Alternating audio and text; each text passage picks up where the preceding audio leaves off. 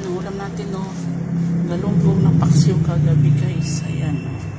Ayan yung almusal natin kanina natira na scrambled egg na may kamatis at ang ating nilagang itlog. Ayan. Kain na tayo, guys, ang ating tanghalian ngayon. Ayan. Nanagbima siya sa'yo. Bakit? Mabigat ka na daw sa motor. Masuway ka. Ayun. Laki nga, tumabas man doon sa linggo lang pasok. Maba na rin siya. Ito, nag-videos na tayo. Uy, puro na tayo baboy. Sila isa, nag-umpisa na mo exercise.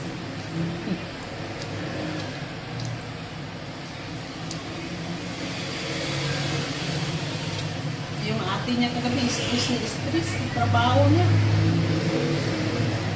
Binis siya sa mga samahan niya. Tsaga, lang, tapos mo ng ano yan, bahala ka na kung mag-design ka rin. Kung nanak ka na yung trabaho mo.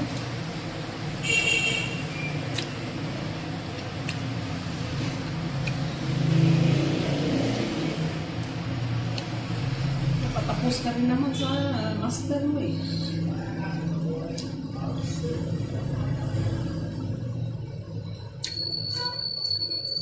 Kasi yung ka-close niya doon, mag-design din yun.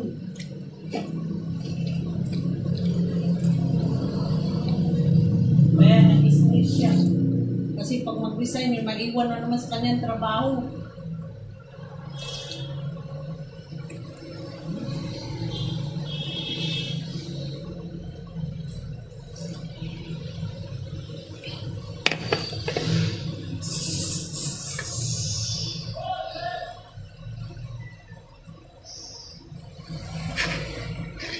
BSP niya kasi, sabi ng kaano niya, ang prop din niya dun sa may BSP, sa BSP yung trabaho eh. Sabi niya, matagal yan na ikaw tawagan kasi, kaya nang sila nagtanggap noon, kasi malapit na may mag-resign doon na 60 years old. Pag nag-resign yun, saka katawagan yan. Papalit. Papalit. Ay, ganun po ba yun, no? Minsan yan, almost 1 year. O kaya, kung mabilis yung ano ng senior na yon, 6 months, sobra 6 months. E di ba, nag-exam siya nung ano, ay nag-interview siya nung October pa. Sa Central Bank. Kaya ngayon, di pa natawag. Sabi niya, mag-apply ka lang uli. Pag after 1 year na hindi ka pa natawagan, apply ka uli. Kasi gano'n yan dyan sa government. Pag walang mag-design, walang ano dyan kasi walang papalit. Kasi ang mga empleyado dyan, hindi nag-design yan. Nagpapagtanda na yan dyan. Mas 60 lang yan dyan nag-design. Kaya gano'n. Maaga pa yan sila kumbaga, nakareserve na ng pangalan mo yan doon. Sino ipapalit? Kung may bakante at saka katatawagan kasi andun na yung papel mo. Na-proof din yun doon sa UST.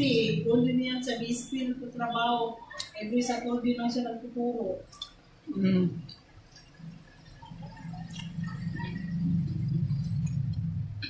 Sabi niya, gano'n po ba? Yun, oo. Pero yung pinaplayan mo yan, doon yan sa department namin. Gantay ka lang.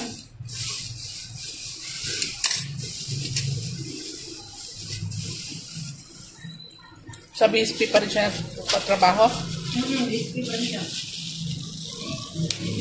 Bata pa yun, nasa 40 plus na. Sabi niya, kung wala mag-resign na 60 dyan, hindi ka makapasok dyan. Sabi niya, na-interview ko rin naman eh.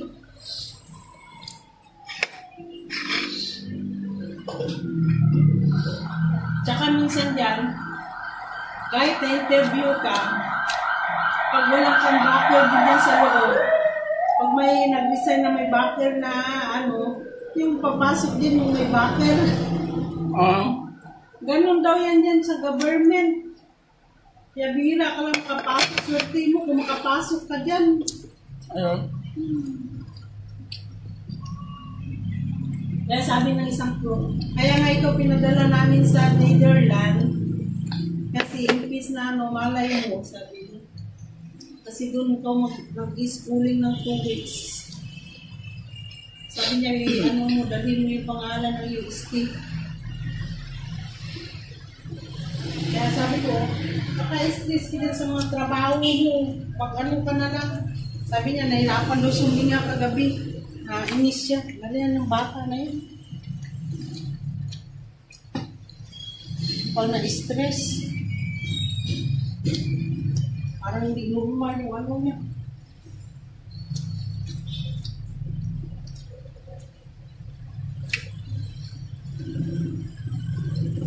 Sabi ko mga ganito, ano mo nga yan, papa, ano tawag dito, yung sa heart ba, yung ano tawag dito? Ano tawag ko yan?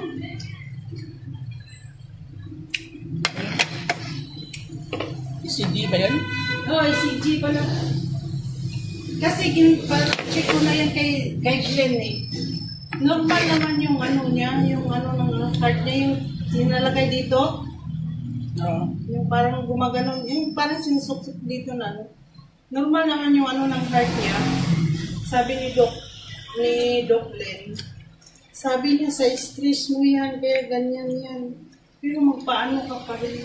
Sabi, kaso lang, yung nasa isip ko yan, baka yung allergy rhinitis ba niya? Kasi pag may allergy rhinitis ka minsan, mahirapan kang huminga eh, di ba? Mahirapan, kasi ako ganyan din minsan pag ano, mahirapan ako huminga.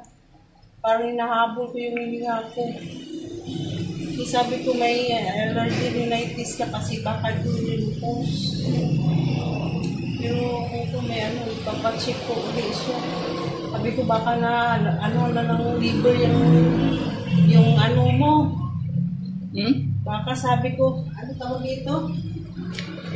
Fatty liver ba? Baka mamaya may fatty liver kagaya kay Tito Junjun.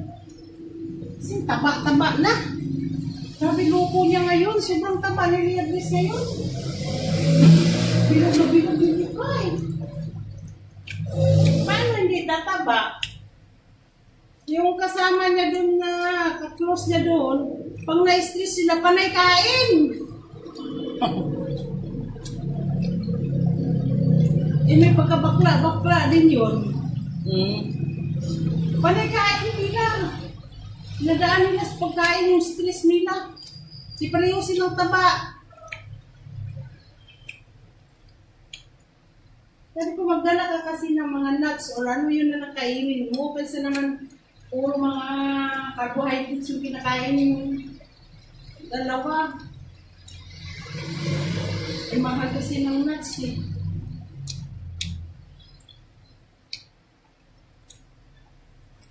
Naumay din yung makain, pero nuts pag ano.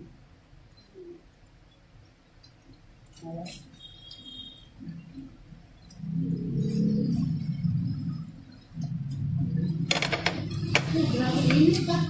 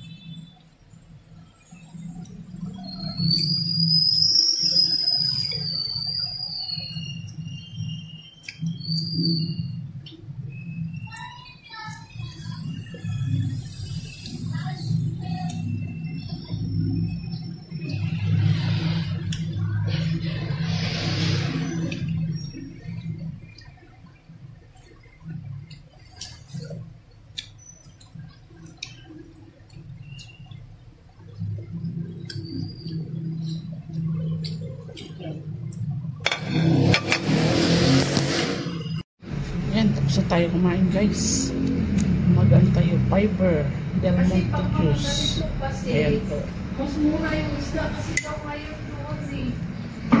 Yung ano nila sa malis. Lalo pa yung mabilis na bagong ano ba?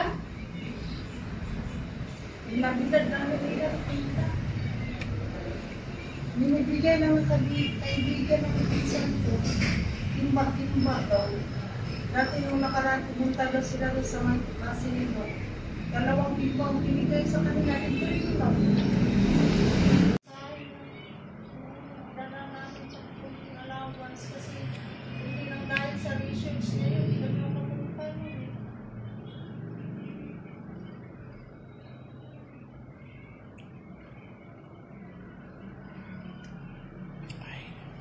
Nawarin kasi may pasok tayo sa bahay. Alanganin talaga. Ha? Alanganin. Oo. Pasok sa bahay tapos.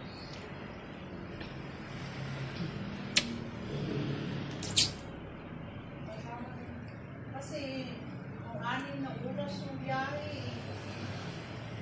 Pabalik.